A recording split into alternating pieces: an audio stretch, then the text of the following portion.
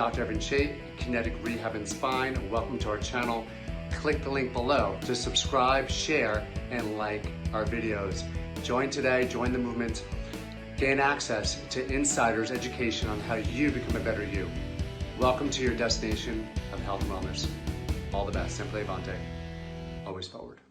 All right, now Paul, what I want you to do is I want you to rotate to your left for me, and then rotate to your right. Which side feels easier? Going to your left or right? They actually feel pretty much the same. They do? Okay. And go back to your left. And then go back to your right. Feel about the same to you? Yeah. All right. Now raise your left arm up. And then raise your right arm up. So come back down. So one arm at a time. Good, and back down. Now compare it to the other side.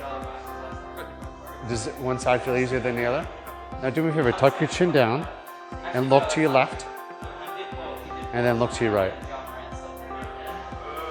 Looks like going right is much more limited compared to left. All right, so now what I want you to do.